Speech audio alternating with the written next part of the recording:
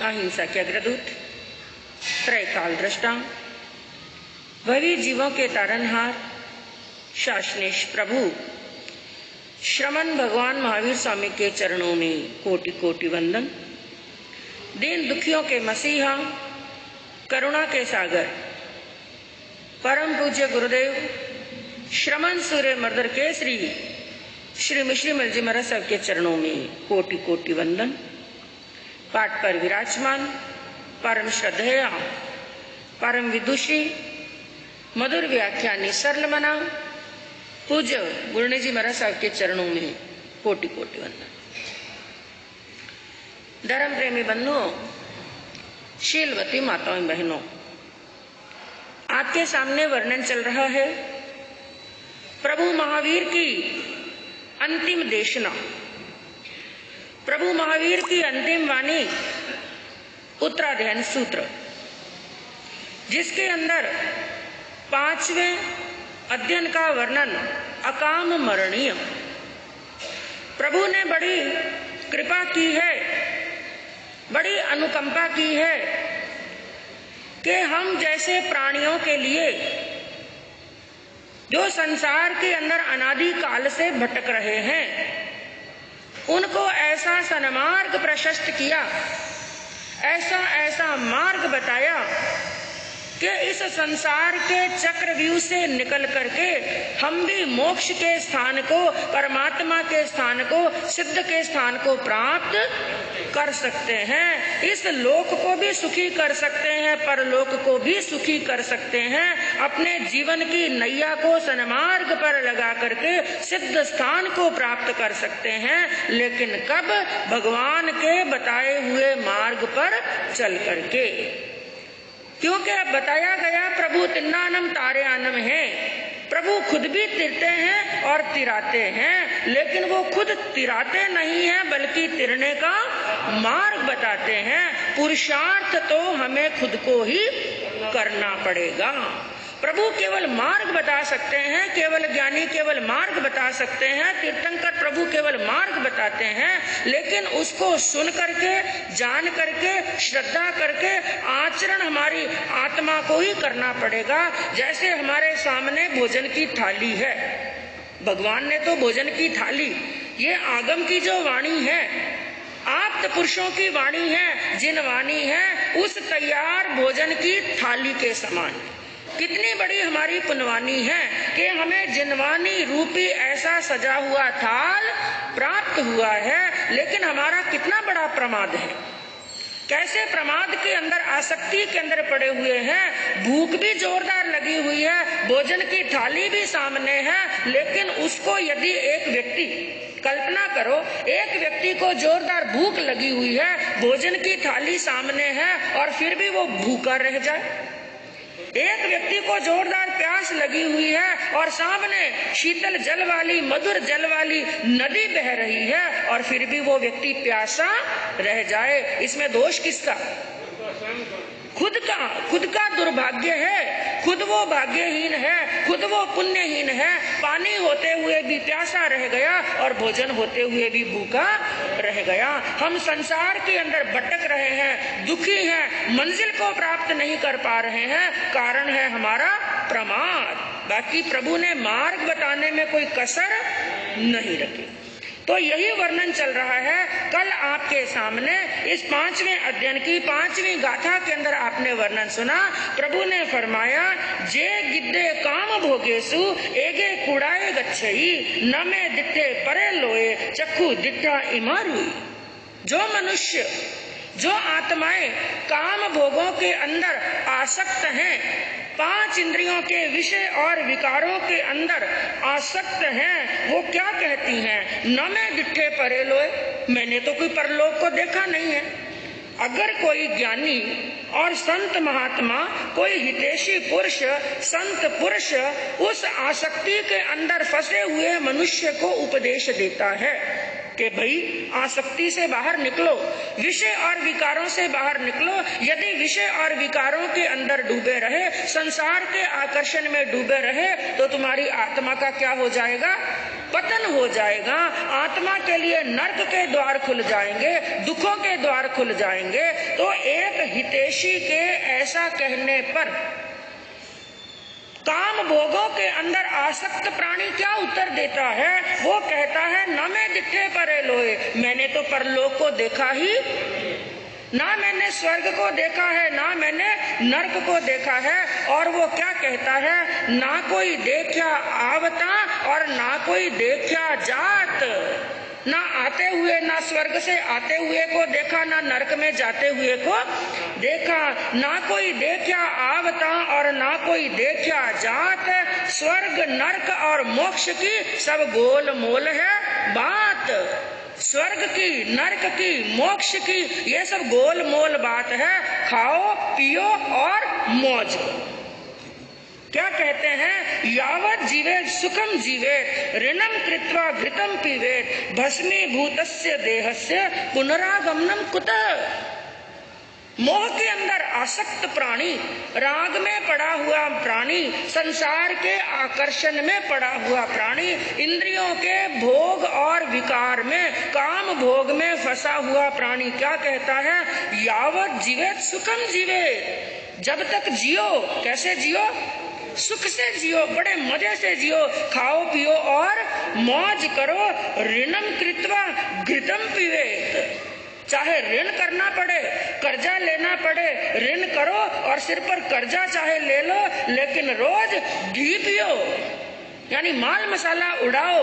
क्यों? क्योंकि भस्मीभूतस्य देहस्य, यह देह भस्मीभूत होने वाली है, यह मिट्टी की है और मिट्टी में मिल जाएगी, एक दिन मर जाएंगे। पुनरागमनम कुतः, वापिस कोई पुनरागमन होने वाला नहीं है। अच्छा करोगे कोई अच्छा फल नहीं है और बुरा करोगे कोई बुरा फल नहीं।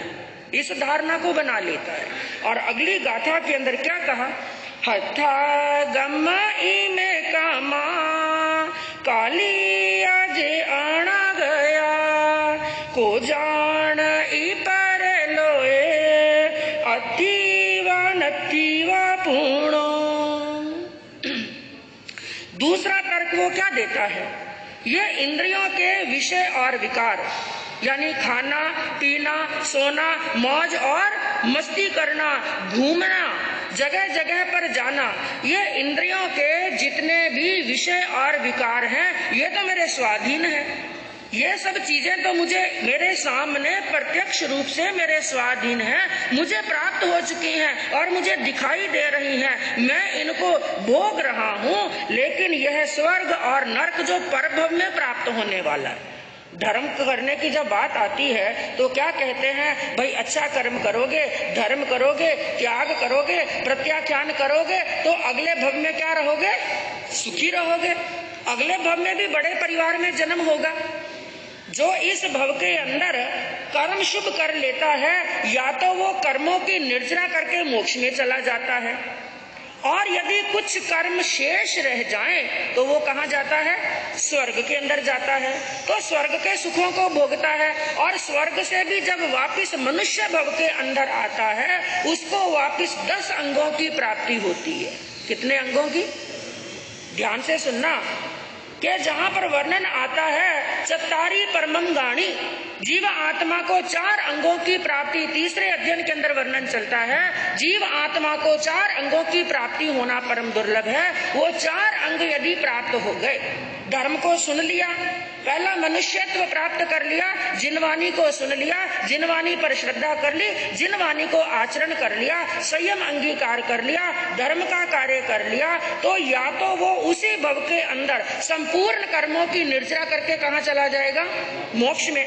और कुछ यदि शुभ कर्म शेष रह गए हैं तो वो जीवात्मा कहाँ जाएगा, देवलोक के अंदर। और देवलोक में जाने के बाद में वहां का आयुष्य पूर्ण करके वापिस कहाँ आएगा, मनुष्य भव में। और मनुष्य भव में वापिस उसे 10 अंगों की प्राप्ति होती है। और 10 अंग में क्या होता है, मनुष्य का भव मिलना, निरोग शरीर मिलना, 5 इंद्रियां संपूर्ण मिलना, बड़े धनाढ्य घर के अंदर उसका जन्म होना, जिस घर के अंदर नौकर है, चाकर है, दास है और दासी है, सोना चांदी हीरा पन्ना माणक मोती संपत्ति खूब है, खूब बड़ी जमीन है, रहने के लिए खूब बड़े भवन है, बड़े अच्छे मित्र हैं, यार हैं और दोस्त हैं, सगे और संबंधी हैं, जहाँ पर उसका यश होता है और कीर्ति होती है। इसलिए कहते हैं कि क्या करो, धर्म करो।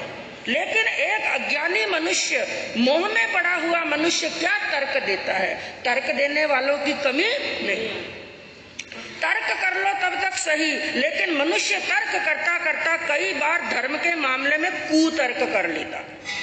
तो वो क्या जवाब देता है, शब्द आदि विषय और विकार तो मेरे सन्मुख हैं, मेरे स्वाधीन हैं, इनको मैं भोग रहा हूँ, पर भव के अंदर मुझे सुख मिलेंगे कि नहीं मिलेंगे ये किसने देखा है, ये कोई मिलने वाले नहीं है। तो जो चीज मुझे आगे मिलने वाली है, जिसकी कोई गारंटी नहीं है, उसके लिए मैं आज के प्राप्त किए हुए सुखों को छोड़ दूं, यह मेरी अज्ञानता है। इसको अज्ञानता मान रहा है। जो मुझे आज मिला है उसको मैं छोड़ दूं, किसके लिए, जो कल मिलने वाला है, और मिलेगा या नहीं मिलेगा कोई गारंटी नहीं है। इसलिए आज के दिन के अंदर जो मिला है खाओ पियो और मौज करो, क्योंकि मरने के बाद में कोई वापिस दूसरा जन्म होने वाला नहीं। और यदि कोई दूसरा जन्म होगा भी, कहीं पर कल्पना करो, वो मनुष्य क्या कहता है, यदि कोई दूसरा जन्म होगा भी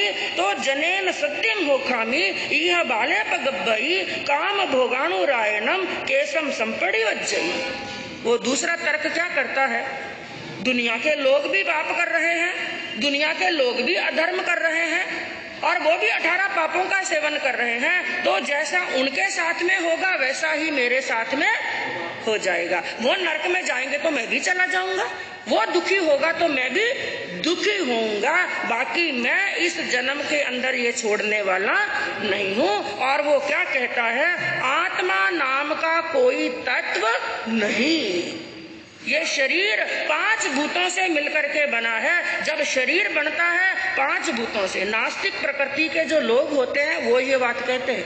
ये वर्णन कौन से मरण का चल रहा है, कौन से मरण का वर्णन चल रहा है, अकाम मरण। अकाम मरण किसको होता है, उनकी सोच कैसी होती है, ये उस सोच के बारे में वर्णन चल रहा है। तो अकाम मरण उनको प्राप्त होता है जो ये सोचते हैं आत्मा नाम का कोई तत्व नहीं, शरीर समाप्त हुआ तो आत्मा भी क्या होती है, समाप्त हो जाती है। जो ऐसी मिथ्या धारणा करता है, याद रखना एक बात को, प्रभु महावीर की तीर्थंकरों की जो वाणी है उसके अंदर यदि रत्ती मात्र भी वो गलत अपनी बात को रखने के लिए, अपना सिक्का जमाने के लिए मेरे गुरु ने ऐसा कहा, मेरी जानकारी ऐसी है। सत्य को जानता हुआ भी सत्य को झुठलाने का काम करता है तो वो अपना एक जन्म नहीं असंख्यात भवों को बढ़ा लेता है, अपने संसार को बढ़ा लेता है। मैं कहूं आपसे किसी ने कोई प्रश्न पूछा,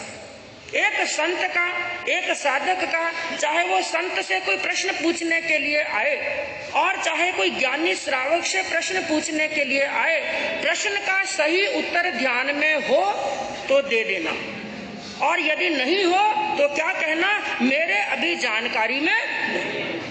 लेकिन कई बार क्या होता है, सामने वाला क्या सोचेगा, मेरे को ये जानकारी नहीं है, मैं तो दुनिया के अंदर लोग मुझे ज्ञानी समझते हैं, विद्वान समझते हैं, और मेरे से प्रश्न पूछा और मुझे इसका उत्तर नहीं आता। तो ऐसा सोच करके अपने ईगो को, अपने अहंकार को यथावत रखने के लिए वो क्या करता है, कई बार उस बात की प्ररूपना गलत कर देता है। और जिसने इस बात की धर्म के अंदर जिन वाणी की रत्ती मात्र भी प्ररूपना गलत की है, वो आत्मा का संसार इतना बढ़ जाता है, इतना बढ़ जाता है कि जल्दी जल्दी वो कभी ऊपर सतह पर आने वाला नहीं। इसलिए जो समझ में आए वो बात कह दो, और नहीं समझ में आए, भाई मेरी जानकारी में नहीं है, ज्ञानियों से मिलेंगे, जानकारों से मिलेंगे, हम भी पूछेंगे और आप भी पूछ लेना, मुझे पता चलेगा तो आपको उत्तर दे दूंगा और आपको पता चलेगा तो मुझे।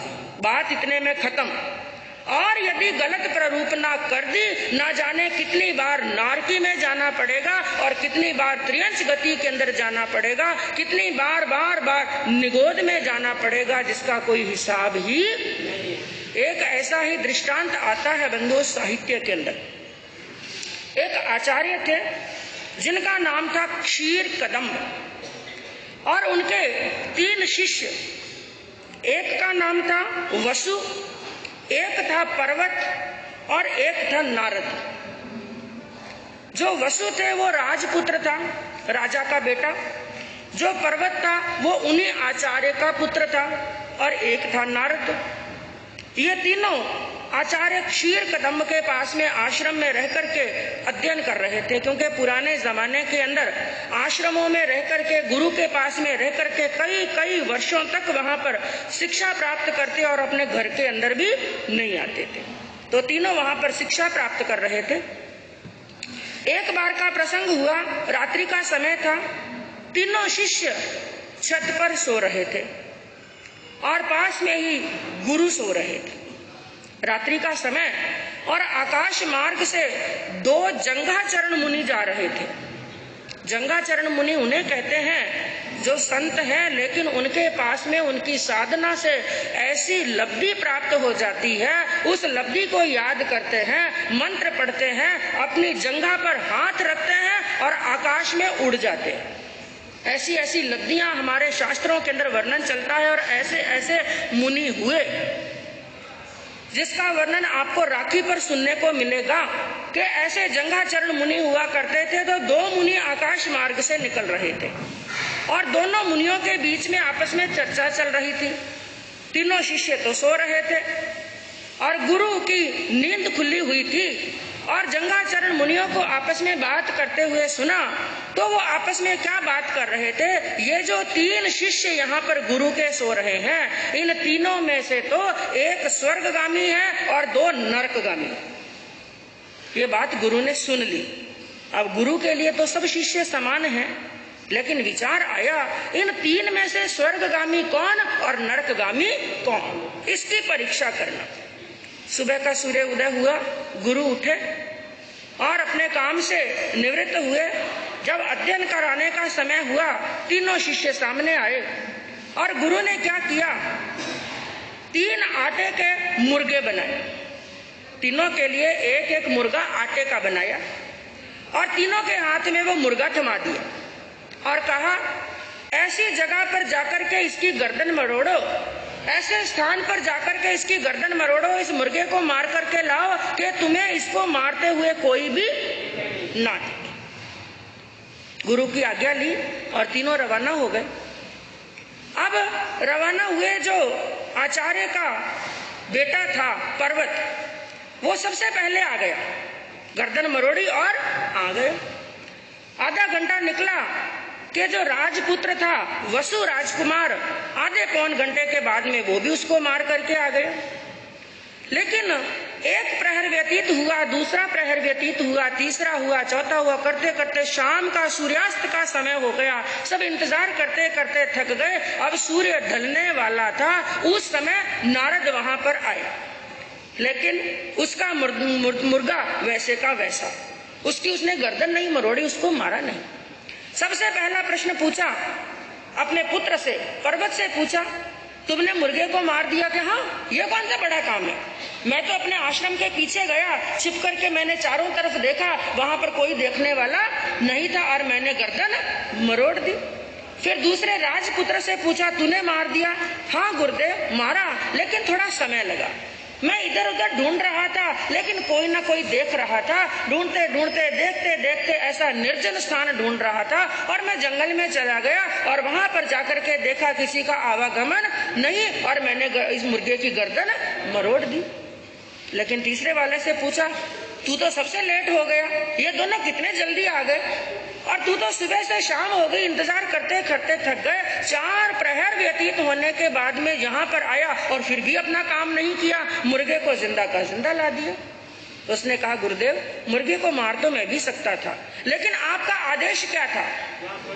जहां पर कोई नहीं देखे, लेकिन मैं ढूंढ ढूंढ करके थक गया। पूरा नगर ढूंढ लिया, पूरा जंगल ढूंढ लिया, गुफाओं के अंदर चला गया, पर्वत के शिखर पर भी चला गया, गहन बीहड़ जंगल के अंदर भी चला गया। पूरा दिन चलते चलते ढूंढते ढूंढते थक गया, लेकिन गुरुदेव आपकी आज्ञा का पालन हो ऐसा कार्य नहीं हुआ। कोई भी ऐसा स्थान नहीं मिला जहां पर मुझे कोई देख नहीं रहा हो। गुरु ने कहा, कौन देख रहा था तुम्हें?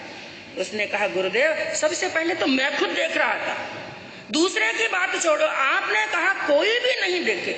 ऐसा कोई स्थान, मुझे ऐसा कोई स्थान मिला ही नहीं जहां पर कोई ना देख रहा हो। सबसे पहले तो मैं खुद, मेरी आत्मा देख रही थी और दूसरा मेरा परमात्मा देख रहा था। ऐसा कोई स्थान मिला ही नहीं। गुरु समझ गए कि स्वर्ग में जाने वाला कौन और नरक में जाने वाला कौन।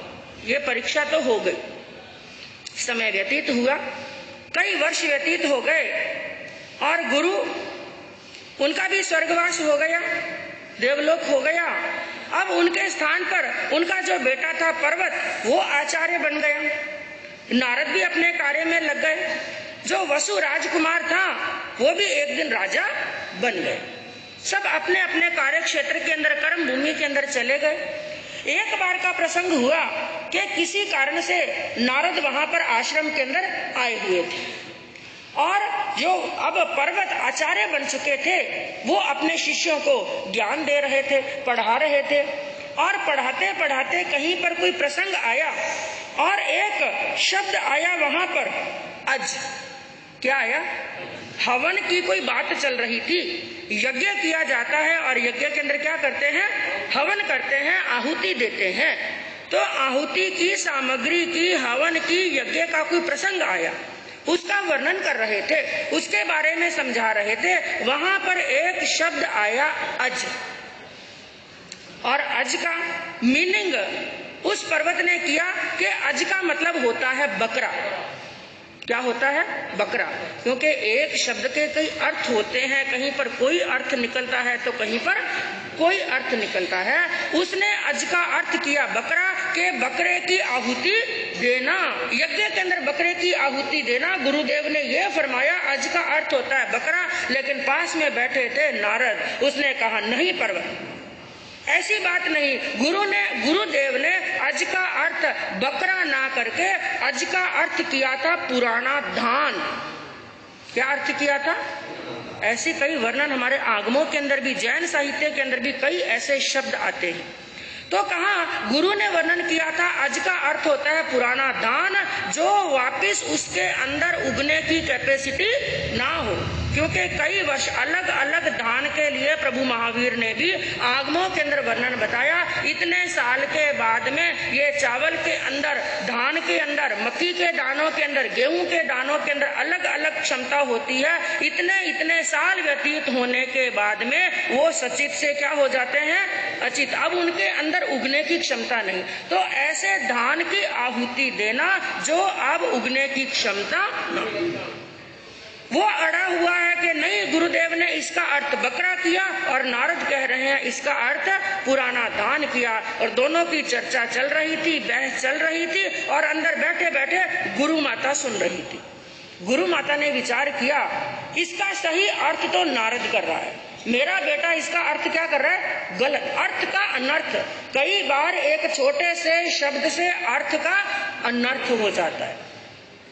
और इतने में बहस करते करते करते करते उन्होंने कहा ऐसा करो, हम तीन मित्र थे जो गुरु के पास में पढ़ते थे, अब इसका न्याय तो राजा ही करेंगे। और कौन से राजा? उन्होंने भी गुरु के पास में, जो वसु हमारे मित्र थे वो अब राजा बन चुके हैं। जब किसी चीज का न्याय ना होता हो तो किसके पास में चलो? राजा के पास में। और जब ये बात सुनी, राजा के पास में जाने की बात सुनी, तो गुरु माता ने मन के अंदर विचार किया वो वसु भी सत्य के मार्ग पर चलने वाला सत्य प्रिय राजा है। जब उनके पास में जाएंगे वो भी अज का मतलब पुराना धान ही करेगा। मैं जानती हूँ मेरा बेटा गलत है, लेकिन मेरे बेटे की हार ना हो। कई बार इंसान मोह में अंधा हो जाता है और सत्य को भी असत्य और असत्य को असत्य सत्य बनाने की कोशिश करता है। माँ भी जान रही है सत्य क्या है, लेकिन मेरा बेटा सबके सामने झूठा सिद्ध ना हो, इसलिए उनके जाने से पहले वो माँ राजा के पास में चोरी चोरी पहुंच गई और जाकर के पूरी स्थिति परिस्थिति वहां पर बताई और बता करके उनको कहा मैं जानती हूँ अज का अर्थ होता है पुराना धान। वसु ने कहा अज का अर्थ गुरुदेव ने पुराना धान बताया। माँ ने कहा ये बात मैं भी जानती हूँ, लेकिन एक गुरु माता का वास्ता है, ऐसा समझ लो, क्योंकि गुरु माता भी कोई गुरु से छोटी नहीं। मेरी तुम्हारे लिए ये आज्ञा है कि जब वो दोनों सामने आए, फैसला करने का समय हो, उस समय तुम्हें अज का अर्थ पुराना धान ना करके उसका अर्थ क्या करना? बकरा। अब नहीं चाहते हुए भी वसु राजा के सामने मजबूरी खड़ी हो गई। ना चाहते हुए भी जब वो दोनों वहां पर सामने आते हैं, वहां पर बहस होती है और जब नतीजा बताना, आप बताना कि क्या सत्य है और क्या असत्य है, उस समय एक दृष्टि उसकी सत्य पर जा रही है, लेकिन दूसरी तरफ गुरु माता के वचन घूम रहे हैं। उसने ना चाहते हुए भी उसका अर्थ कर दिया कि अज का अर्थ होता है बकरा। बस इतना कहना हुआ, क्योंकि जब असत्य बोलते हैं ना, जो समकिति देव होते हैं उनका आसन भी कंपायमान होने लगता है, उनका आसन भी धूजने लगता है। जैसे ही अज का अर्थ बकरा किया, उसी समय देवताओं ने वसु राजा को सिंहासन से उठा करके नीचे पटक दिया और नीचे पटकते ही उनके सिर के सैकड़ों टुकड़े हो गए और आत्मा अधोगति के अंदर गई, नरक गति के अंदर गई। ये सत्य घटनाएं हमें क्या शिक्षा देती हैं? आगम की जो वाणी है, जिनेश्वरों की वाणी है। एक बार गुरुनी जी महाराज साहब ने आपको फरमाया था, सिद्ध सेन दिवाकर का वर्णन आता है। आचार्य सिद्ध सेन दिवाकर संस्कृत के बड़े प्रकांड विद्वान, हमारे जैन साहित्य के एक आचार्य हुए, जिन शासन के एक आचार्य हुए सिद्ध सेन दिवाकर। बड़े ज्ञानी, बड़े विद्वान, संस्कृत के बड़े प्रकांड विद्वान थे। एक बार उन्होंने एक छोटी सी गलती कर ली, क्योंकि ये अहंकार होता है ना, ज्ञान का अहंकार भी बड़े बड़े आचार्यों को भी आ जाता है। ऐसा समझ लीजिए कुछ अहंकार ही आ गया। उन्होंने हमारा ये जो नमस्कार महामंत्र है ना, नमस्कार महामंत्र को संस्कृत में कर दिया। किसमें कर दिया? बाकी इसके अर्थ को कोई बदलने की कोशिश नहीं की, शब्दों को और कुछ बदलने की कोशिश नहीं की, केवल नमस्कार महामंत्र को किसमें कर दिया? संस्कृत के अंदर कर दिया। तो उनके गुरु आचार्य वृद्धवादी ने सिद्ध सेन दिवाकर को, अपने शिष्य को, कई वर्षों के लिए गच्छ से बाहर कर दिया। अज्ञातवास की तरह रहना है, तुम्हें केवल जंगलों के अंदर रहना है, गच्छ के अंदर नहीं रह सकते, और तुम्हारी सजा यही है और यही प्रायश्चित है। गच्छ से बाहर रहना, अकेले रहना और जहां पर भी विचरण करो राजाओं को उपदेश देना। किसको? सामान्य मनुष्यों को नहीं। सामान्य मनुष्यों को उपदेश देना बड़ा सरल होता है और राजाओं को उपदेश देना टेढ़ी खीर होती है। उनको समझाना बड़ा कठिन होता है। उनसे दुर्व्यसनों का एक प्रकार से छुड़ाना, दुर्व्यसनों से दूर करना और उनको शिक्षा देना। तो इतनी सी गलती करने का भी इतना बड़ा क्या दिया? प्रायश्चित दिया। कहने का तात्पर्य क्या है? यह सत्य है कि हमारी आत्मा थी, है और रहेगी। लेकिन आसक्ति में ग्रस्त प्राणी क्या कहता है? ना कोई आत्मा है, ना कोई पुनरागमन है, ना कोई स्वर्ग है, ना कोई नरक है और ना कोई मोक्ष है। ये बातें कहने वाले हमारे सामने भी कई बार आते हैं। वो क्या कहते हैं? बाजी ना कोई स्वर्ग, ना कोई नरक, ना कोई मोक्ष। ये तो खाली कहने की बातें हैं। भगवान महावीर कह करके गए, ये किसने देखा? आगमों में केवल लिख दिया है। लेकिन याद रखना, तीर्थंकरों की वाणी तीन काल में भी असत्य होने वाली नहीं है। भगवान की वाणी पर श्रद्धा करेंगे, विश्वास करेंगे, पालन हो या ना हो, लेकिन श्रद्धा करना, विश्वास करना, आस्था करना, इससे भी कर्मों की निर्जरा होती है। आगे अकाम मरण को प्राप्त करने वाली आत्माओं का क्या वर्णन चलता है, सुनने से मालूम पड़ेगा। इसी भावना से